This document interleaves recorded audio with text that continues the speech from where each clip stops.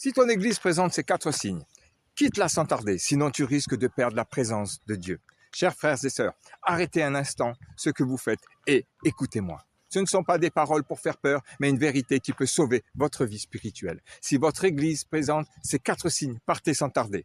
Car si vous restez, vous risquez de perdre la présence de Dieu. Si vous le croyez, écrivez en commentaire, Seigneur, apprends-moi à discerner la vraie église de la fausse.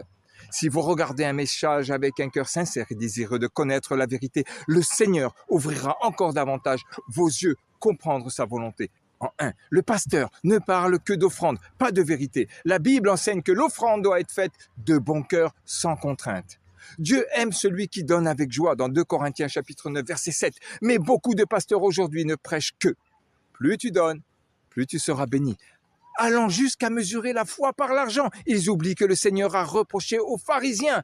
Vous donnez la dîme de la menthe et du cumin, mais vous négligez la justice, la miséricorde et la fidélité dans Matthieu chapitre 23, verset 23. Une église qui ne parle que d'argent et non de volonté de Dieu, c'est déjà égaré. Si le regard du pasteur est fixé sur votre portefeuille plutôt que sur votre âme, fuyez. En 2, l'amour fraternel n'est qu'en parole. Le Seigneur a dit, à ceux-ci tous reconnaîtront que vous êtes mes disciples. Si vous avez de l'amour les uns pour les autres, dans Jean chapitre 13, verset 35, la véritable amour se voit dans les actes. Prier, soutenir, encourager.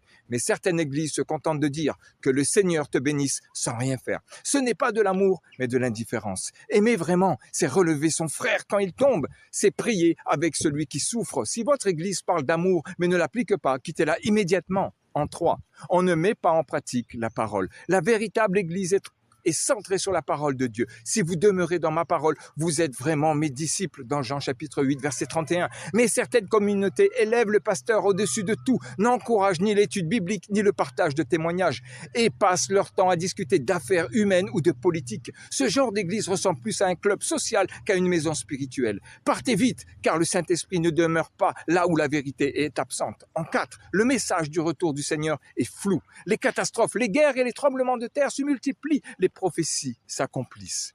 Pourtant, beaucoup d'églises donnent et ne parlent jamais du retour du Seigneur. Jésus a dit, veillez, car vous ne savez pas quel jour votre Seigneur viendra, dans Matthieu chapitre 24, verset 42. Si votre église évite ce sujet, ne cherche que le spectacle ou les connaissances théologiques, c'est une église endormie qui risque de vous faire rater le royaume des cieux. Chers frères et sœurs, la véritable église de Dieu vous rapproche du Seigneur, vous fait grandir dans la vérité et transforme votre vie. Une église mondaine vous rendra insensible, orgueilleux et avide d'argent. Le Seigneur a dit, mes brebis entendent ma voix, je les connais, dans Jean 10, 27.